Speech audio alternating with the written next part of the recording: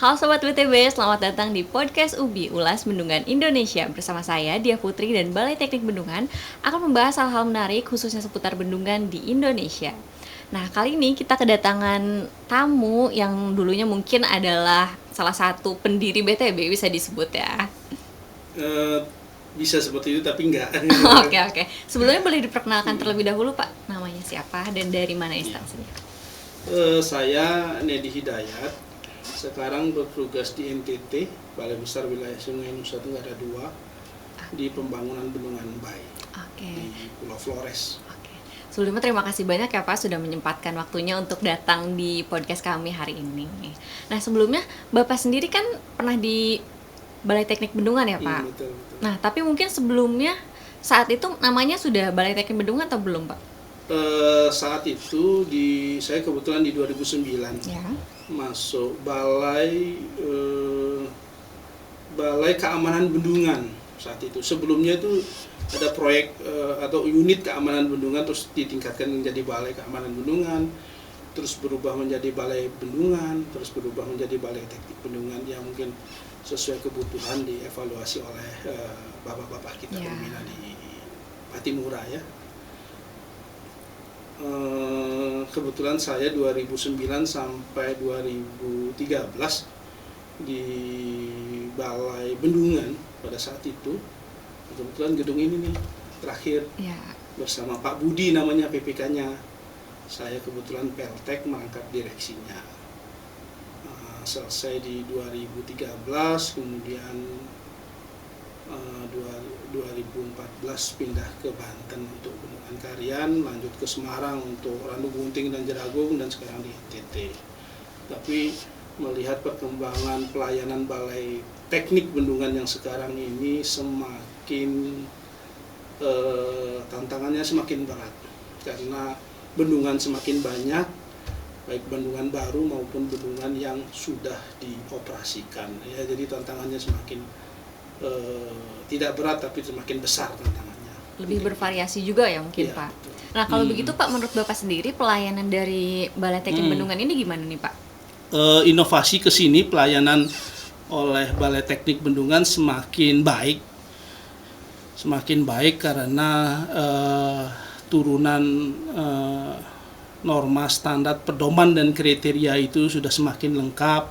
Terus penyusunan SOP di setiap tahapan perizinan maupun sertifikasi keamanan bendungan itu sudah semakin jelas, dan teman-teman sepengetahuan saya di Balai Teknik Bendungan sudah mendapatkan ISO juga, jadi lebih baik daripada sebelumnya. Sudah lebih berkembang daripada waktu mungkin Bapak terakhir ada di sini ya Pak? Betul. Kalau Bapak sendiri tadi ada hal menarik ya Pak, katanya saat gedung ini pertama diresmikan Bapak beberapa hari kemudian sudah pindah ya Pak? Ya begitulah tugas kita di Kementerian PU ini, terutama Direktorat Jenderal Sumber Daya Air. Kita pada saat CPNS itu sudah menandatangani siap ditempatkan di seluruh wilayah NKRI, tanda tangan. Nah, jadi kebetulan baru pindah ke sini, pindah gedung. Jadi kita gedung yang sebelah ini bersama Balai Diklat di lantai 4. Gedung ini kita bangun, gedung ini dengan anggaran DOI 1 pada saat itu sekitar 11,3 miliar kalau nggak salah pembangunannya. Jadi kita pindah ke sini 2-3 hari ya, saya ada SK itu tadi untuk Bendungan Karian di BBWS Cidano Ciujung Cidurian. Kemudian langsung pindah ya Pak? Pindah. Jadi meninggalkan teman-teman yang ada sekarang ini ya. Kan masih bisa berkunjung ya Pak? Terus karena kita masih di bidang bendungan, jadi setiap tahapan akan selalu ke sini untuk memohonkan izin. Masih di Direktorat Jenderal yang sama. Oke, kalau gitu. Betul. Nah, kalau gitu ada saran nggak sih Pak untuk Balai Teknik Bendungan sendiri, mungkin dari sisi pelayanannya atau mungkin saat sidangnya seperti itu Pak? Mungkin saran untuk risalah sidang, baik perencanaan, pelaksanaan, pengisian awal waduk maupun izin operasi. Kalau kita seperti di DPR, kalau kita ada RDP dengan Komisi 5 yang mitra PUPR, Kementerian PU sekarang, setelah rapat itu risalah langsung disajikan. Oke. Mungkin akan ke sana lah ini, tapi dari Pak Kepala Balai Teknik Bendungan akan menyiapkan itu. Jadi setelah sidang selesai, risalah sudah ada ini, sudah dikoreksi bersama pada akhir sidang, baik desain, izin pengisian awal waduk maupun izin operasi maupun izin penghapusan fungsi bendungan. Nah, risalahnya sudah kita Sudah rapi, bacakan ya? bersama. Nah, mungkin kecepatan itu nanti saya kira teman-teman Balai Teknik Bendungan dengan dukungan SDM yang baru juga semakin banyak, saya Iya. lihat insya Allah bisa kita seperti itulah. Oke, kalau Ya, gitu. pelayanan kan lebih meningkat ya. Iya. Mungkin dengan adanya nanti mungkin setelah tes CPNS, dengan adanya SDM baru yang masih mungkin masih fresh gitu, untuk mengenai risalahnya bisa lebih cepat mungkin ya Pak. Mungkin Bu, ya itu dukungan ya. Iya. Tapi memang membuat risalah teknis itu tidak mudah. Jadi harus mungkin sudah melakukan masuk tim kajian 2, 3, 4 tahun. Iya.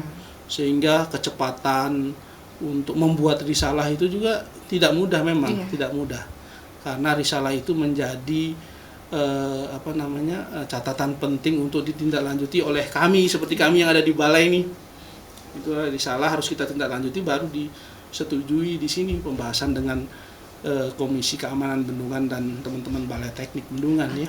Jadi ya itu menurut saya yang ke depan insya Allah dapat ditingkatkan oleh teman-teman di BTB. Ya, terima kasih sekali Bapak. Mungkin teman-teman teknis juga akan take note untuk sarannya ya Pak kalau gitu. Terima kasih banyak Bapak atas waktunya. Ya, makasih. Mungkin boleh berpamitan kepada sobat BTB. Ya. Mungkin Terima kasih sobat BTB. Iya. Semoga BTB semakin sukses dan pelayanan ke depan semakin prima. Terima kasih. Oke, terima kasih banyak Siap. Bapak. Terima kasih juga untuk sobat BTB yang sudah menonton sampai akhir. Jangan lupa like, komen, dan subscribe.